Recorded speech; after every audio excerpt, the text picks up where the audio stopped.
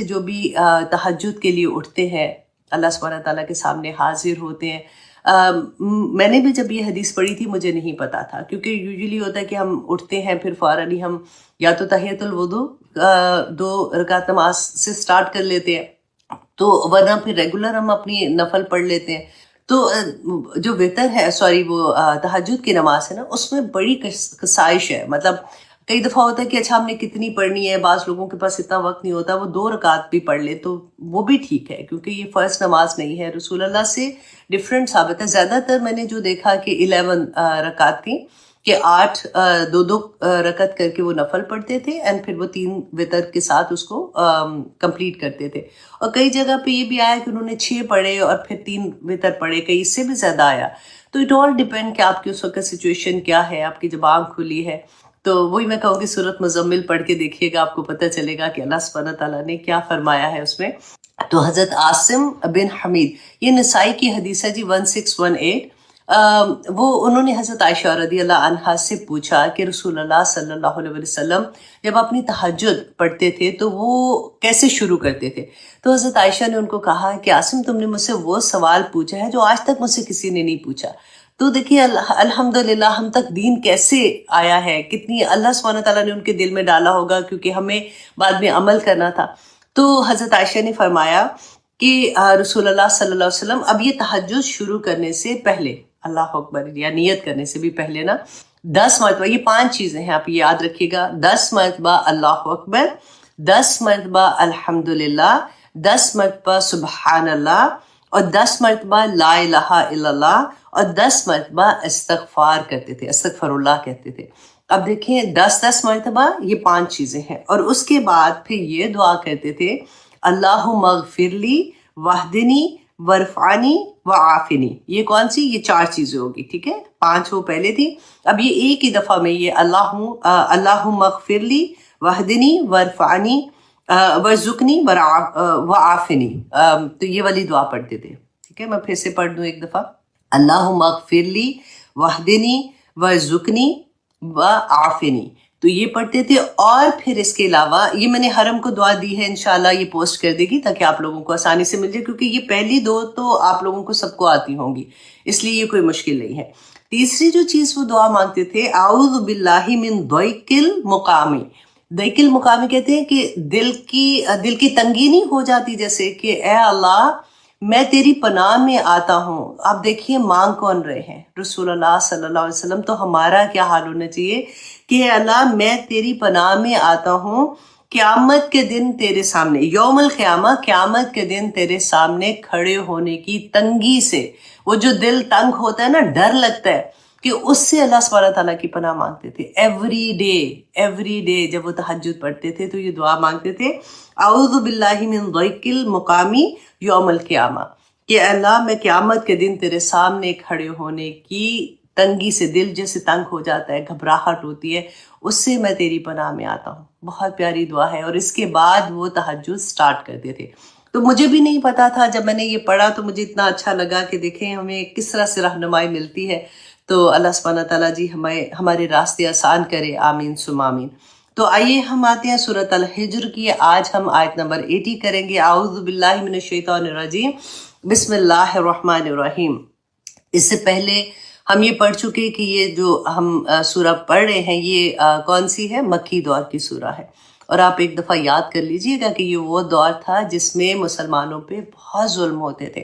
یہ ایسا نہیں تھا کہ جو مسلمان ہو گیا اس کو کوئی ہار پہنائے جا رہے ہیں یا اس کو مبارکباد. اب تو کوئی مسلمان ہوتا ہے تو ہم کیا کرتے ہیں؟ مبارکباد دیتے ہیں نا، اور کتنے خوش ہوتے ہیں کہ چلو اللہ سبحانہ تعالیٰ نے اس کو دین کی توفیق عطا کی، اور وہ خوشیوں کے ساتھ انوالو ہو جاتے ہیں وہ سارے کمیونٹیز میں اور اس طرح سے.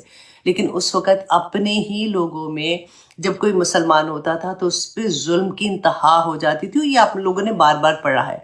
تو یہ اسی نقشے کو آپ اپنے ذہن میں رکھ کے دیکھیے گا کہ اللہ سبحانہ تعالیٰ رسول اللہ صلی اللہ علیہ وسلم کو تسلیاں دے رہے ہیں، اور ان کے ذریعے ہمیں یہ تسلیاں دے رہے ہیں کہ دیکھو تم سے پہلے لوگوں نے بھی ایسے کیا تھا. یہ تم کو پہلی دفعہ نہیں ہے کہ تم اپنے ارد گرد لوگوں کو دیکھ رہے ہو کہ وہ اللہ کی نافرمانیاں کر رہے ہیں، وہ اللہ سبحانہ تعالیٰ کی بات نہیں مان رہے ہو. تمہیں لگتا ہے کہ کیا مطلب ان کو کس چیز کی سمجھ نہیں آ رہی ہے، اتنی بینہ چیز ہے. فار ایگزامپل ہم اگر مسلمان ہیں تو ہم دوسرے کسی اور جیسے جو فالو کرتے ہیں، فار ایگزامپل میں کہہ سکتی ہوں کہ آغا خانی کمیونٹی ہے یہاں پہ یا اس طرح سے، تو ہمیں لگتا ہے کہ ان کو کیوں نہیں سمجھ آ رہی ہے. تو پھر قرآن جب زندگیوں میں کھلتا ہے نا تو پھر سمجھ آتی ہے کہ یہ کوئی آج کی بات نہیں ہے، یہ رسول اللہ صلی اللہ علیہ وسلم کے دور کی بھی بات نہیں ہے. جب سے آدم علیہ السلام کو اللہ سبحانہ تعالیٰ نے اس زمین پہ بھیجا، یہ تب کی سٹوری ہے. اور یہ بڑے نصیب کی بات ہے کہ آپ لوگ یا مجھے اللہ سبحانہ تعالیٰ نے الحمدللہ اپنے دین کے لیے چن لیا ہے. ہم اللہ سبحانہ تعالیٰ کے، اب دیکھیں آپ ایسے تو نہیں کلاس میں آ کے بیٹھے ہوئے، نہ کوئی تو محبت ہوتی ہے، ادروائز تو اس وقت ڈرامہ دیکھ لیتے یا یوٹیوب میں بیٹھے کچھ اور دیکھ رہے ہوتے یا کچھ بھی. آپ نے قرآن کیوں کھولا ہوا ہے؟ آپ کیوں قرآن کی بات سننا چاہتے ہیں؟ کہ اللہ سبحانہ تعالیٰ نے آپ کو یہ عزت عطا کیا ہے کہ آپ اللہ کی بات کو سمجھ سکے تاکہ آپ کے عمل میں ڈھل جائے.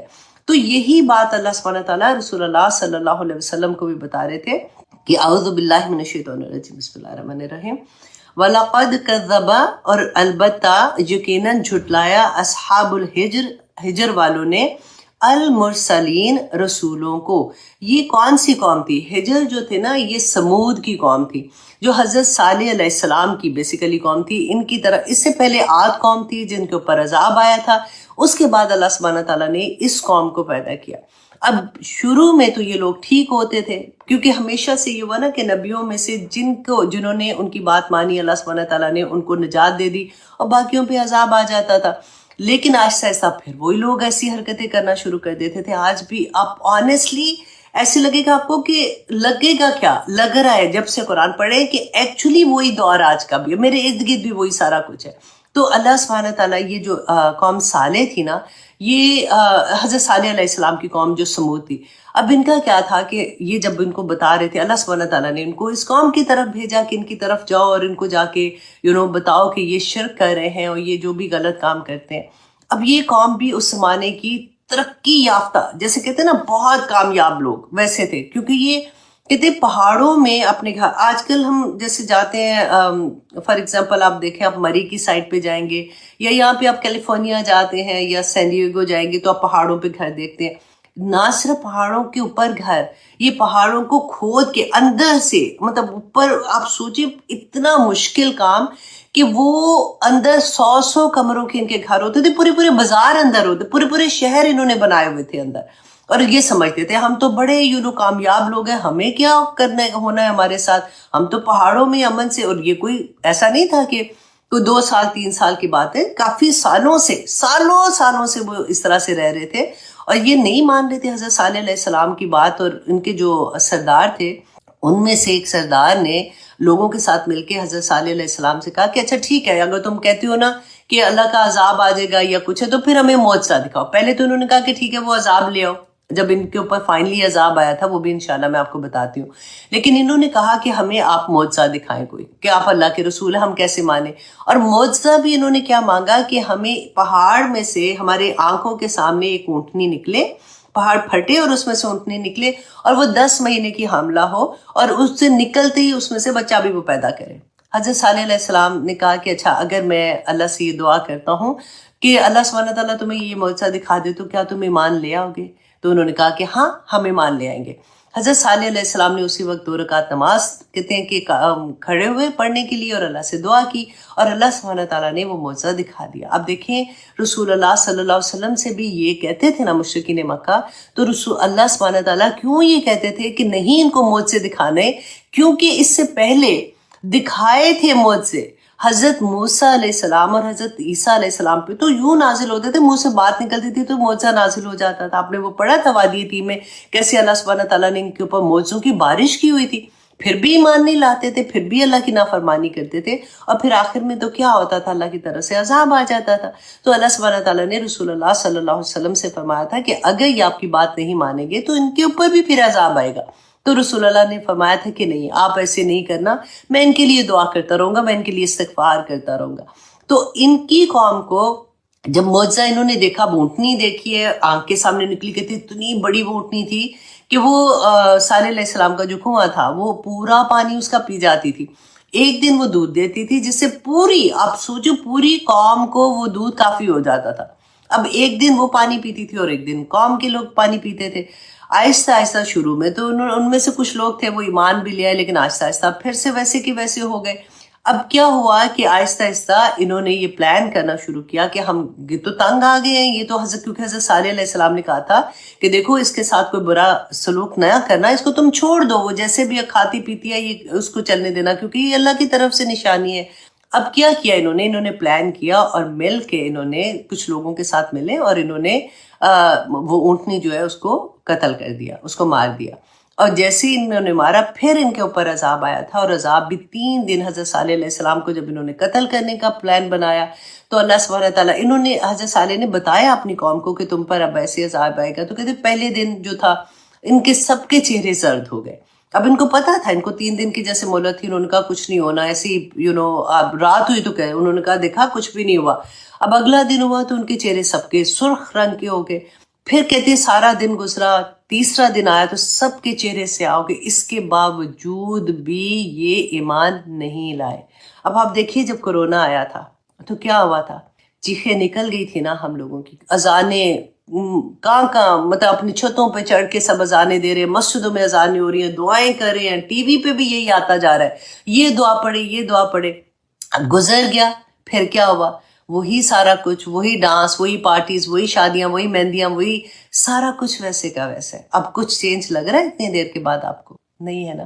اللہ اکبر. کیونکہ آپ جب تک ریلیٹ نہیں کریں گے ان چیزوں کو نا تو ہمیں قرآن کی اس طرح سے سمجھ نہیں آئے گی. حالانکہ ابھی بھی ہم بالکل سطح پہ پڑھ رہے ہیں، ابھی بھی کوشش یہی ہے کہ بس ہم اس میں عمل والی چیز لیں کہ یہ آیا میری زندگی میں کیا عمل کرنے کے لیے ہے اور مجھے اللہ سبحانہ تعالیٰ اس میں کیا سبق دے رہے ہیں. اب انہوں نے کیا کیا کہ جب تیسرے دن بھی اس طرح سے ہوا تو تیسرا دن ختم ہوا، انہوں نے کچھ نہیں ہونا، تو پھر صبح ہونے سے پہلے ان کے اوپر چیخ اور زلزلہ 2 عذاب آئے تھے. اب چیخ کا مقابلہ کیا کوئی کر سکتا ہے؟ اب جیسے کوئی پانی آتا ہے یا بند باندھ لے یا کچھ ایسی چیز کر لے، لیکن ایک ایک بندہ کہتے جہاں جہاں جس جگہ تھا وہاں پہ وہ اسی طرح سے وہ ڈھیر ہو گیا. رسول اللہ صلی اللہ علیہ وسلم نے فرمایا تھا سوائے ایک آدمی کے، جب پوچھا تھا حضرت جابر بن عبداللہ رضی اللہ عنہ نے کہ رسول اللہ صلی اللہ علیہ وسلم وادی ہجر میں ٹھہرے ہوئے تھے تو آپ نے فرمایا کہ یہ صالح علیہ السلام کی قوم ہے جسے اللہ نے ہلاک کر دیا، سوائے اس شخص کے جو حرم میں تھا. اس وقت ان کی وادی سے کوئی ایک بندہ حرم میں گیا تھا. اب دیکھیے اس زمانے میں بھی حرم میں یہ جاتے تھے، رائٹ؟ تو حرم میں تھا، وہ بچا، جب وہ وہاں سے نکلا تو اس کے بعد اس کے اوپر بھی عذاب آ گیا تھا. تو حضرت رسول اللہ صلی اللہ علیہ وسلم ایک دفعہ یہ وادی جو تھی نا، کیونکہ عرب کے لوگ اس سے فیملیئر تھے، کیونکہ جب یہ گزرتے تھے سفر کرنے کے لیے تو یہ وادی راستے میں آتی تھی. جب تبوک کا سفر انہوں نے کیا تھا، جنگ تبوک ہم نے پڑھی تھی پہلے بھی، اس کے بارے میں ہم نے کافی ڈیٹیل میں پڑھا تھا. تو رسول اللہ صلی اللہ علیہ وسلم نے جب راستے میں قیام کیا تو صحابہ سے فرمایا تھا کہ اصحاب ہجر کے متعلق فرمایا کہ اس قوم کے پاس سے جب گزرو تو روتے ہوئے گزرو ورنہ نہ گزرنا، اور ورنہ تم پر بھی ویسا ہی عذاب نازل ہو جائے گا جیسا کہ ان پر ہوا تھا. اور اپنا چہرہ رسول اللہ صلی اللہ علیہ وسلم نے چادر سے ڈھانپ لیا تھا، کیونکہ وہاں پہ تھوڑی دیر جب رکے تو صحابہ نے آٹا گوندھ لیا وہاں پہ، اور وہ پانی ڈول جیسے بھرتے ہیں، کیونکہ اس وقت ساتھ تو نہیں لے کے چل رہے ہوتے تھے نا، تو کنواں جہاں بھی ہوتا تھا وہاں پہ وہ جگہ بنا لیتے تھے.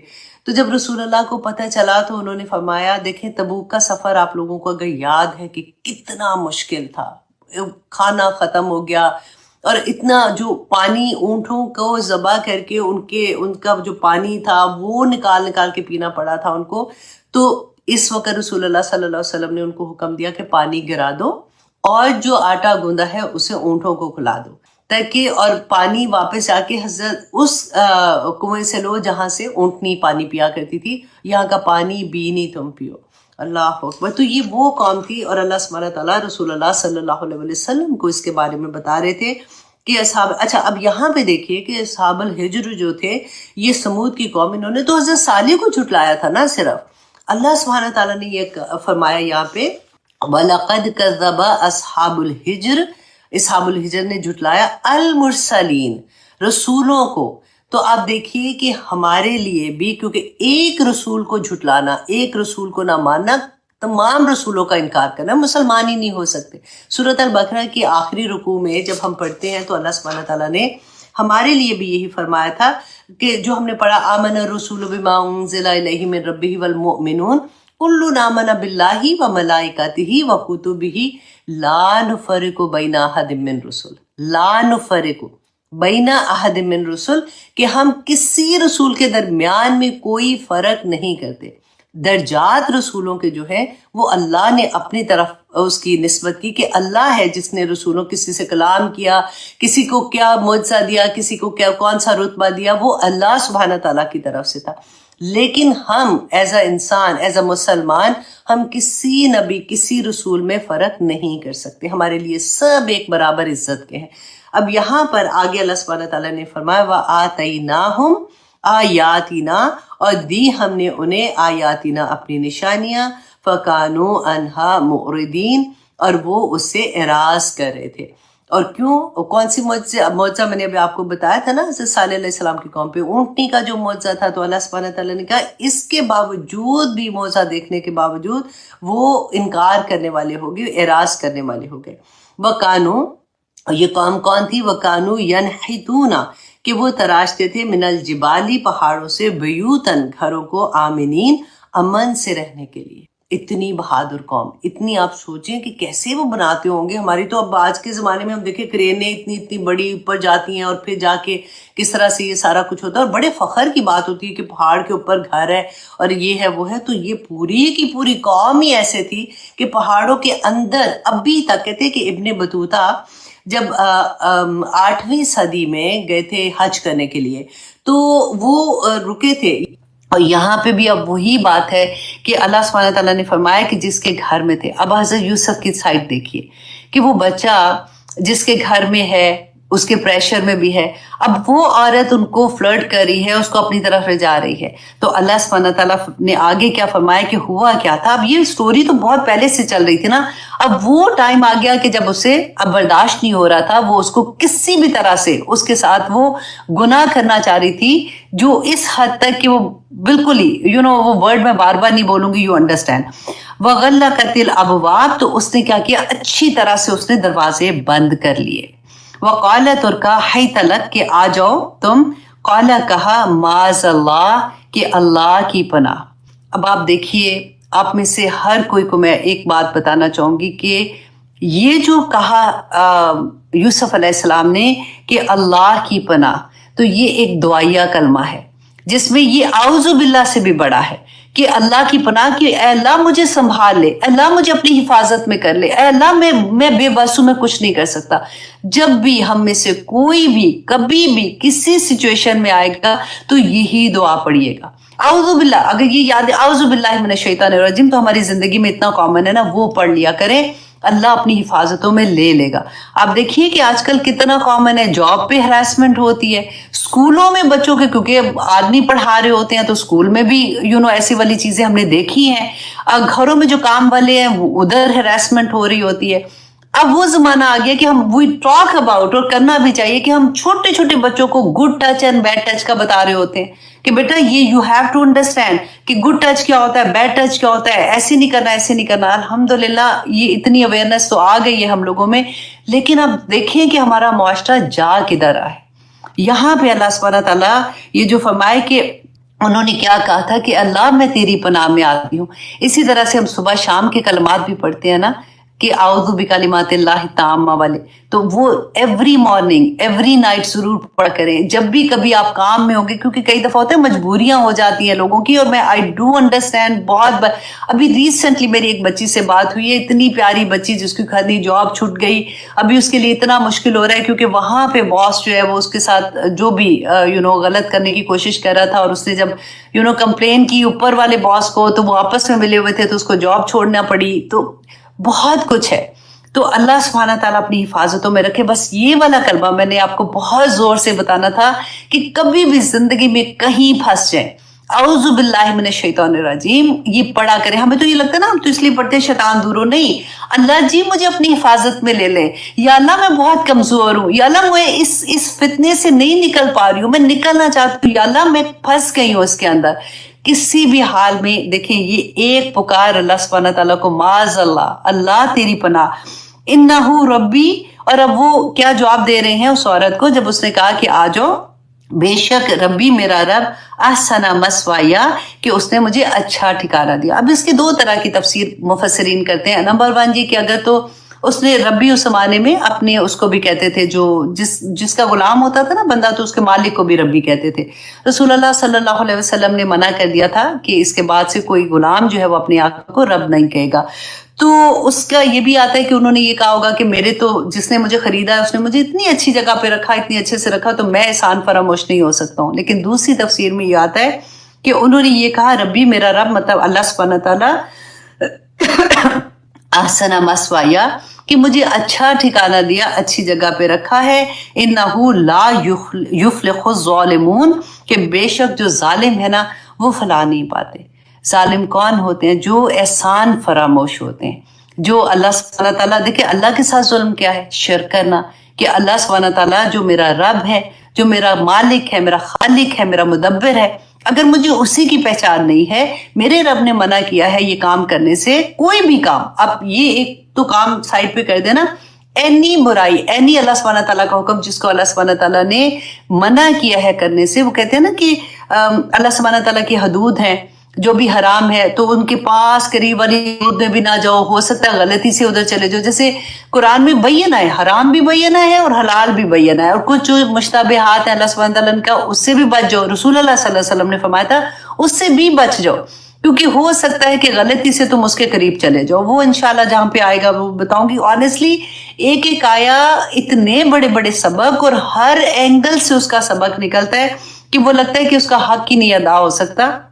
तो अल्लाह सुब्हानहू तआला आगे फरमाते हैं आयत नंबर 24 में, वलकद, और यकीनन हम्मत बिही उस औरत ने इरादा किया बुराई का, बिही उसका, वह हम्मा बिहा, और वो इरादा कर लेता उसका। किसके बारे में बात हो रही है? यूसुफ अलैहिस्सलाम के बारे में, कि अल्लाह सुब्हानहू तआला फरमाते हैं वो इरादा कर लेता इसका, लौला अर्रा बुरहाना, अगर वो ना देखता बुरहान, रोशन दिली, रब्बी ही, अपने रब की। अब यहाँ भी आप ये देखिए कि बुरहान क्या था। बुरहान है जिसको कहते हैं ना कि नूर फितरत, कि इंसान के अंदर अल्लाह सुब्हानहू तआला ने अपना नूर रखा है। अल्लाह सुब्हानहू तआला ने जब आदम अलैहिस्सलाम को क्रिएट किया था तो अल्लाह सुब्हानहू तआला ने क्या फरमाया था? याद है आपको कि वनुफिखा फीही मिन रूहिही, कि अल्लाह सुब्हानहू तआला ने वनुफिखा फी, अल्लाह ने अपनी रूह, वनुफिखा फीही मिन रूही, अपनी रूह को उसके अंदर, मतलब वो इसमें ये कहते हैं कि रूह को उसमें हुक्म में लेते हैं कि अल्लाह ने अपना हुक्म उस पर नाजिल किया था और रूह उसके अंदर है। तो हमारे अंदर अल्लाह का नूर है, हम आदम अलैहिस्सलाम की औलाद है ना। तो ये नूर जो है ना, इसको पॉलिश करते रहना, इस पे काम करना, इसमें जब भी कोई बुराई आएगी, हमने वो पढ़ा है, रसूल अल्लाह ने फरमाया था कि जब तुम एक बुराई करते हो ना तो एक नुक्ता लगता है, राइट, और जब उसके बाद तुम अच्छाई करते हो तो वो नुक्ता मिट जाता है। अच्छाई जो होती है, नेकी जो होती है, वो बुराई को खत्म कर, उसका कफारा बन जाती है ना। तो अगर होता रहता है ऐसे, लेकिन अगर तुम बुराइयां करना शुरू कर दो ज्यादा, तो वो आहिस्ता आहिस्ता आहिस्ता आहिस्ता वो पूरा दिल से हो जाता है। यहाँ पे अल्लाह सुब्हानहू तआला ने जिस बुरहान की बात की है वो वही नूर फितरत है जो बिल्कुल क्लियर था यूसुफ अलैहिस्सलाम पे। और हमें ऐसा हम पढ़ रहे हैं तो हमें क्या है कि हम अपना दिल क्लियर रखें, कोई बुराई का ख्याल जो होता है ना उसको भी यहाँ तक ना पहुंचने दे, क्योंकि वो ज़हन में आता है, वहां पे स्टोर होते हैं, वहां से हमारे दिल में आता है और दिल को बेचैन कर देता है और शैतान को मौका मिलता है हमारे दिल में वार करने का। तो जब ये क्लियर होगा तो वल्लाही अल्लाह का फिर वादा है। देखिए एक काम हमने करना है और अल्लाह के वादे को हमने देखना है। अल्लाह सुब्हानहू तआला ने फरमाया कि वो बुरहान अगर नहीं होती ना, अगर वो उनका दिल क्लियर नहीं होता, अगर वो नेकी की तरफ रागिब नहीं होते और अपनी बुराइयों को अपने से दूर ना करने वाले होते, कज़ालिका लिनस्रिफा, इसी तरह से हम फेर देंगे अनहु, उससे, अस्सूअ वल फहशा, बुराई को और बेहयाई को। क्यों फेर देंगे? इन्नहु मिन इबादिनल मुखलसीन, कि वो हमारे मुखलिस बंदों में से था। जवाब आ गया ना। हम बुराई से, हम में कहाँ इतनी ताकत है, ऑनेस्टली इतने हम कोई कमजोर हैं जिसकी कोई हद नहीं कि हम फौरन किसी भी तरह से बुराई में मुलव्वस हो जाएंगे। जहाँ पे फॉर एग्जाम्पल हम कारोबार को करें, बिजनेस करें, कोई ऐसी डील आ जाती है जो हमें लगता है हाय इसमें तो इतनी बड़ी डील है, उसमें कोई गलत काम भी हो रहे हैं, तो ये इधर उधर की हेरा फेरी हो रही है, तो चलो कोई बात नहीं ना, अब इस दफा कर लेती हूँ। ایمان وہیں ڈگمگا جاتا ہے جہاں پہ ایسی چیز آتی ہے. ہم اتنے کمزور ہیں, اللہ سبحانہ تعالیٰ سے مدد نہیں لیں گے تو کچھ بھی نہیں ہوگا. دیکھیں یہ سارا اللہ نے کہا برائی کو بھی اور بے حیائی کو اللہ سبحانہ تعالیٰ پھیر دیں گے. کب پھیریں گے؟ اگر میں مخلص ہو گئی, اگر آپ مخلص ہو گئے. ہم نے کام مخلص ہونے کا کرنا ہے. اللہ سبحانہ تعالیٰ ہماری زندگیوں سے برائیوں کو, بے حیائی کو, اور اگر کہیں پہ ہم پھنستے ہیں نا تو اللہ سبحانہ تعالیٰ وہ پھیر کے ہم سے نکال دیں گے اس میں سے. اتنی بڑی اللہ کی خوشخبری ہے اس آیا میں کہ اللہ سبحانہ تعالیٰ ہمیں کیسے بچا لیں گے. اب دیکھیں وہ آیا پڑھتی ہوں نا میں بار بار کہ اللہ سبحانہ تعالیٰ نے قرآن میں فرمایا تھا سورۃ الاعراف کی آیت نمبر 33 میں, میں اکثر وہ 30 بول دیتی ہوں اس کو, آیت نمبر 33 میں انما کل, پہلے رسول اللہ صلی اللہ علیہ وسلم کو اللہ سبحانہ تعالیٰ فرماتے اے نبی کہہ دو ان کو, حکم ہے نا کل میں, کل انما حرم ربی الفواحش ما ظہر منہا وما بطن والاثم والبغی. وہ پوری آیت آپ پڑھ کے دیکھیے کہ اللہ سبحانہ تعالیٰ نے حرام کر دیا بے حیائی کو. اور پھر بھی جو چیزیں ہم بار بار کہتے ہیں کہ کیوں کر رہے ہو, یہ پتہ ہے تمہیں کہ یہ غلط کام ہے, پھر بھی تم سے کیوں نہیں رکا جا رہا, کیوں ایسی محفلیں کرتے ہو, کیوں ڈانس پارٹیز ہو رہی ہیں, کیوں میوزک پارٹیز ہوتی ہیں, کیوں بے حیائی پھیل رہی ہے. اس لیے کہ ہم نہیں روک سکتے. میرا جس فار ایگزامپل کام ہے, میں چیخ رہی ہوں, کہہ رہی ہوں, روکے گا کون؟ وہ اللہ روکے گا.